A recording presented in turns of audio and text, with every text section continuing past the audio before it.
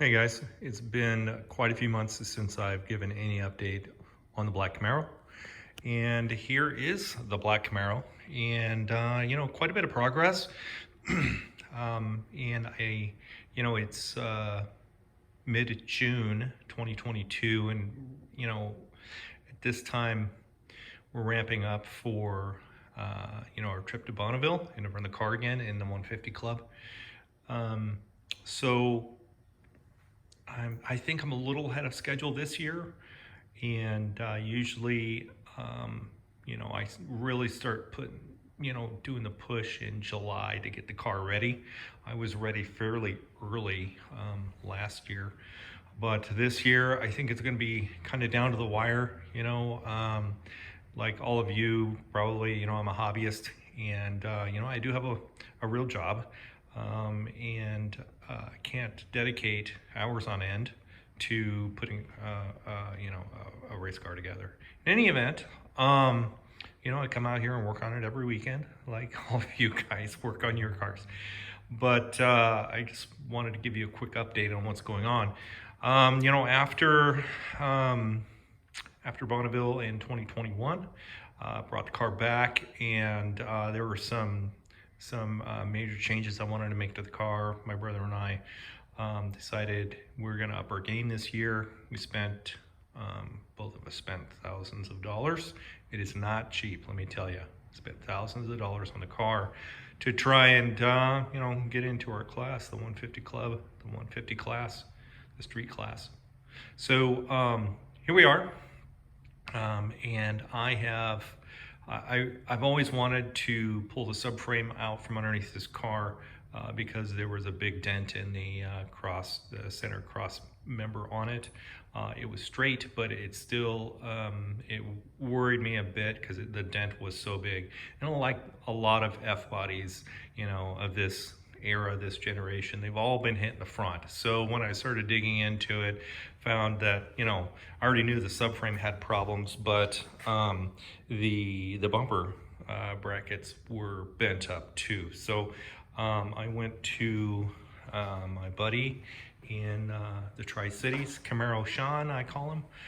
If you guys need second gen F body parts, go see Sean in the Tri-Cities. He's got everything. He's got a junkyard full of these things, and he gave me a smoking deal, and got a subframe, got bumper, the full bumper, everything, and then put that on there. The engine, I'm going to do a separate clip on after this one. I'll give you more specs on that, but you can see where it's at. Everything's going back on, and you can see the new headers, 1 3/4, the heads, the valve covers, which I am proud of. Those are cool. Mickey Thompsons, they're my favorite. Sniper EFI, and an HEI in there. Pretty typical. I am working on having to put the hydraulic clutch together. Here's the feed line for the hydraulic throat bearing, and the car was basically from firewall back. Other than that, has all been kind of replaced. So let me show you a little bit underneath the car. So here's underneath the car. I literally took everything apart and cleaned and put anti-rust stuff, spray on all the parts, and then painted them with engine enamel, or engine paint, whatever you call it. It's that same stuff that Vice Grip Garage uses. It's pretty good stuff. 1634, here it is right here. It's a duple-color paint, and that stuff wears like iron. In any event, new bushing here. I cleaned all of those springs up and all of the arms and everything. you know, it's amazing how corrosive the salt really is. And, you know, if you have a dedicated Bonneville car, you know, that's the way to do it. If you think you're gonna, you know, just kind of run out there with your classic car or whatever, I would suggest, you know, probably doing some undercoating, because it is just pervasive. It's hard to get rid of, and it rusts everything everywhere. So you can see the headers.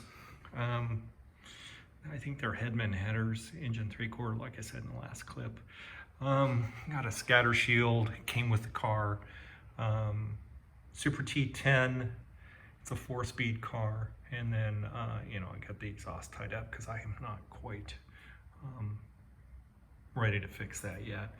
You know, other things, got a driveline loop in there. You can kind of see it right there, but yeah, that's about it.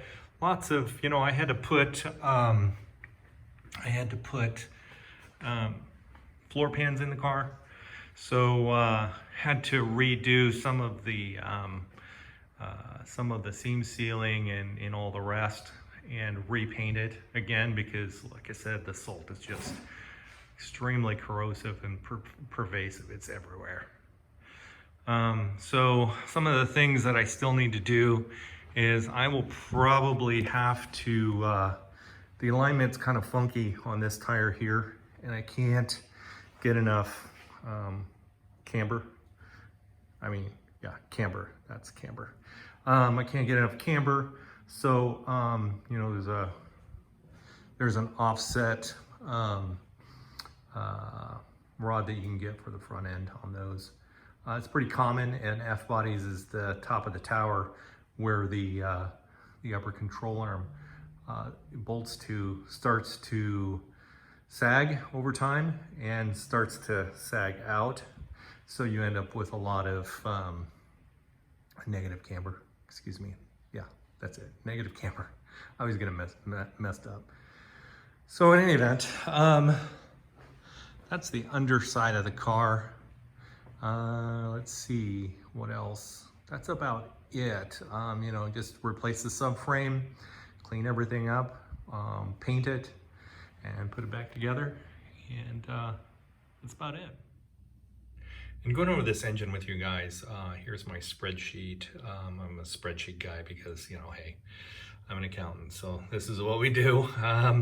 This is the spreadsheet called Camaro Project.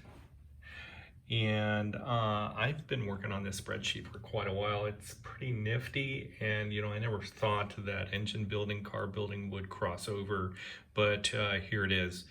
You know, when we got back from Bonneville last year, missed it by, you know, just tenths of a mile per hour to get into the 150 club. You know, the story goes that my brother asked, what do we need in order to get to the 150 club? Well, I said cylinder heads, and he handed me the money, and $2,000 later, we bought some AFR 195 street eliminator heads, and I went to town on building the engine. So I took the short block and, you know, took the cam out, flat tap it, cam out, put a roller cam in it, bolted on the eliminator heads. And here are the cam specs. It's an XR 295, and it's 242, 248 at 50, and 545, 62. LSA is 110. And I have 1/6 ratio rockers on there for a net lift on the exhaust side of 600. So, you know, that's a huge step up from where the flat tappet engine was. And let's see, to go over a little bit more, I actually, for lifters, I used what I could find. It ended up being Howard's lifters, pistons, Speed Pro forged pistons, flat tops, and using a forged jam crank and stock rods with ARP bolts. Some of you might think it's a little shaky, and that's what the engine builder said too.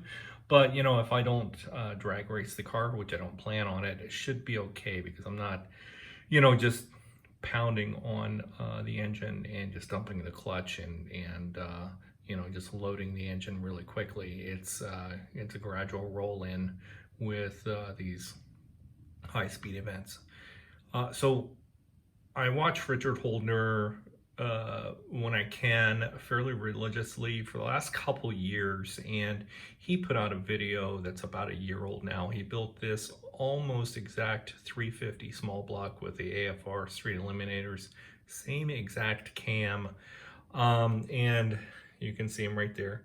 I looked this video up and I took a screenshot. I put it into my nifty little spreadsheet, and here we are. You can see the red line is with the Edelbrock air gap dual plane, and the blue line here is with a Vic Jr., both of which are manifolds that I have. I actually ended up using the dual plane air gap, I think it's RPM something or other. So nifty difty Razoo, dual plane manifold, high rise, larger plenum volume and all the rest. So it's pretty cool. I've used it with really good luck. I'd have to say the only thing is that in an F body, you know, hood clearance is a big issue in any event. With the Vic Jr., you know, over 500, well over 500 horsepower, you're looking at, you know, you're knocking on the door of 550, and with the air gap RPM dual plane, you know, you're around 525. I do not plan on, you know, my engine making that kind of horsepower. I can't build an engine as well as Richard Holdner, but I do suspect that we will probably be in the 425 to 450 area. So that's about it on the engine itself. Scrolling down, I took some screenshots of the Summit compression calculator, and you can see all of the inputs there. And we end up with, oh, sorry, this is the wrong one. This is with the thicker head gasket. This one's with the little thinner head gasket, and you can see right around 10 to 1 is what it's going to be. So that's it's going to be a pretty great engine. I think this one was an 11 to 1 compression engine. Might have been a 10 or a 10 and a half, but I think it might have been an 11. And so, you know, that's it on the engine.